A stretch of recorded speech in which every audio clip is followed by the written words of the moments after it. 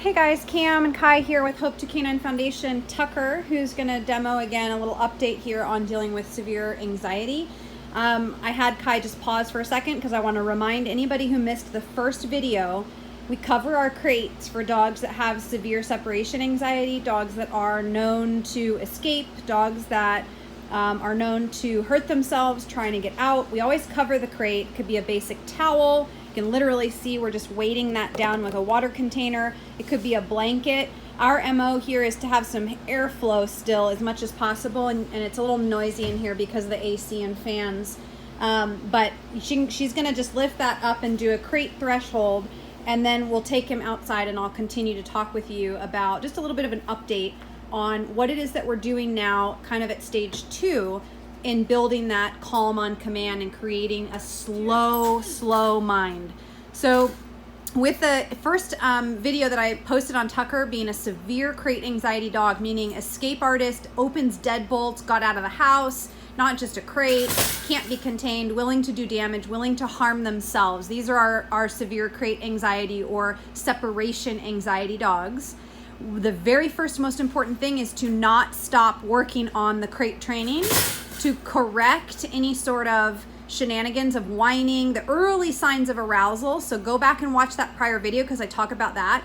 Then it's to teach threshold. So you don't come out, dog, without permission.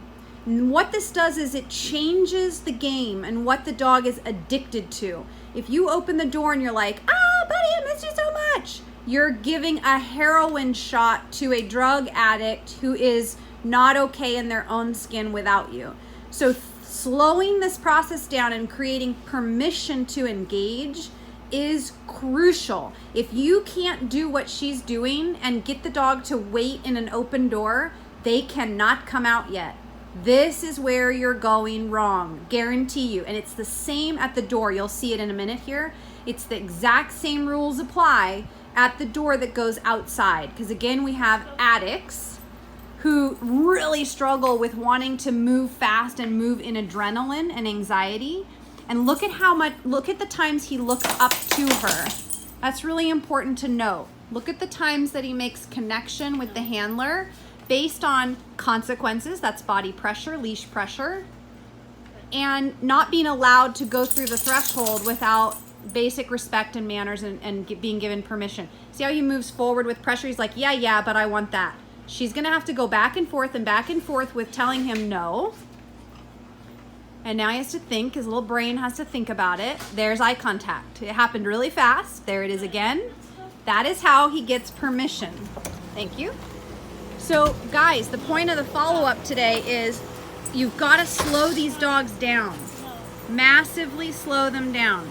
Even if it's just a slip lead and your body, you can literally see the anxiety drip off this dog. He has a lot of difficulty just being calm, relaxed, slow.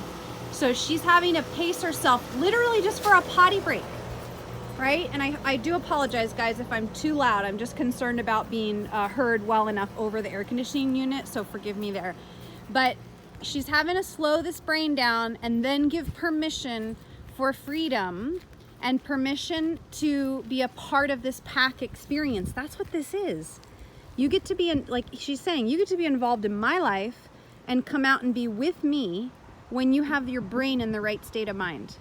So this is the other really key ingredient. And I would say that we see so many dog owners, foster families, really struggle with fueling separation anxiety, meaning making it worse by rushing these little intersections, these little processes.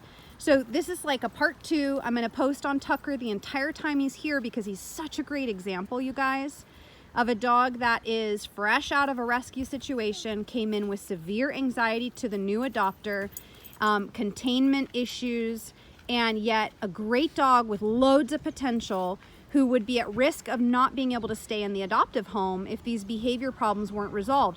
And here is how we do it. There's no excuses for, I can't keep my dog because he's stressed out and won't stay in a crate. I guarantee you there's more you can do. And that's not to say separation anxiety isn't one hell of a bitch sometimes, but 9 times out of 10, man, if not more, it's not as bad as what you think. It's a matter of correcting the dog and letting them know whining, arousal, chaos in the crate early and firm is not acceptable. And then all those little things about coming out of the crate has a rule, expectations and structure around it. Going through the door to outside, having access to the human has rules. And then every time she starts to tell him, hey, slow down, you need to check with me, you need to work with me. Every time she gives him that pressure, that information, he will start to more engage, check, ask for permission, and begin to resolve a lot of his stress and anxiety and uncertainty about what is expected of him, what can he get away with, and all of this matters more than you know.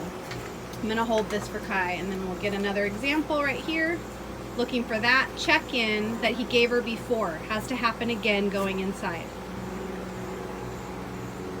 And sometimes you've got to wait a good while. Sometimes you can kind of bait the dog a little bit, make a little noise.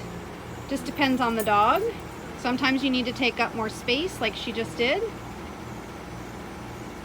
She's just got to be real patient here and waste a little bit of air. There, it can be really subtle, guys, okay? Just that little nod up, look for permission, and then we need crate repetitions for this guy to make sure he understands. Nice, good job, buddy. Going in the crate, nice and easy, and then being calm and not trying to rush back out, okay? I hope that's helpful, guys.